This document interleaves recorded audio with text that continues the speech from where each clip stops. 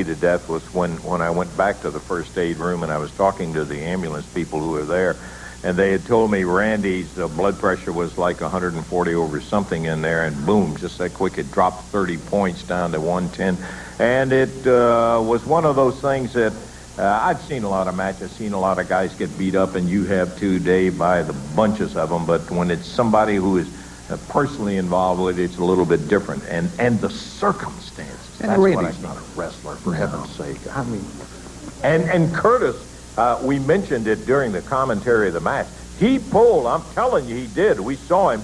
He pulled off that spur off of the boots that he was wearing. That's what Ricky Morton had, and that's what he got to it.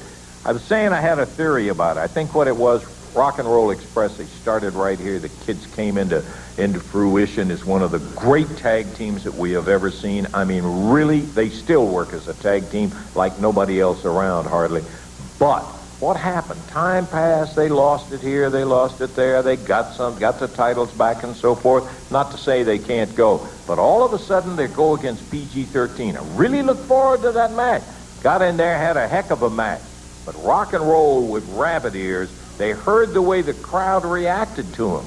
They heard them come in there and say, whoa, what happened to you folks? We were your favorites, and now you're rooting for PG-13. And I think they kind of got a little worried, not only from an ego standpoint that was happening, but from a challenge standpoint that maybe this scrawny little team that they talk about had more going for them than they thought. Well, I can tell you one thing. They have a lot to worry about. Rock and Roll Express, I absolutely cannot believe what they have turned into. And Mark Curtis, you're no head referee. You are a thug. And I say that without any hesitation at all. Listen, you want to hear, you want to know why? Take a listen to this interview coming up with Rock and Roll Express, and that will tell you what they are like. Take a listen to it. I can't believe it. Randy Hills, what did I tell you? I told you, Randolph, if you stuck your nose into our business, not just Rock and Roll Express, but Smoky Mountain Wrestling, the NWA, if you stuck your nose in our business, that you were going to get hurt. Only in my wildest dreams did I ever believe how bad we were going to hurt you. Everybody in the Mid-South Coliseum, young fans, old fans, even that old decrepit old fossil Lance Russell had a tear running down his eye, just like that old Indian in those commercials. Does anybody ever cry whenever their promoter gets beat up? Like Don King? Nobody cares about Don King, but apparently in Memphis, everybody cares about you. We did it. Smoky Mountain Wrestling. It doesn't matter who it is. All the stars were upset because their promoter got hurt. Brian Lee, from the top to the bottom, the good and the bad, they were horrified at what we did. And we did it to the best of our ability. We did it because we're the true outlaws in professional wrestling. Smoky Mountain Wrestling. And Ricky, what do you got to say about the PG-13? You know what amazes me? How these people think PG-13 are the greatest heroes of all time. But these heroes, what could they do? Because they was laying there helpless in a pool of blood. All we want to say is, guys, welcome to our world.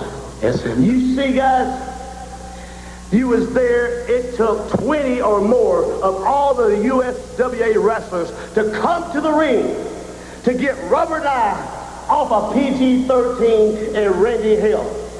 You see 20 of them, Robert. What's that make us? What does that make the Rock and Roll Express, and what does that make Smoky Mountain Wrestling? Number one. Now, after all the ambulances, the people climbed up, flood, the police, and everybody being down there, what happens? Eddie Martin gets up out of his wheelchair, goes over and calls Bob Armstrong, commissioner of Smoky Mountain Wrestling, and demands that we come back to Memphis. But you know what's better than that, Robert? PG-13 wants a Texas death match with the Rock and Roll Express. Guys, didn't you learn your lesson last time? What are you thinking, idiots? What are you thinking? A Texas death match. Falls don't count. No disqualification. Falls count anywhere in the building. Guys, what are you asking for?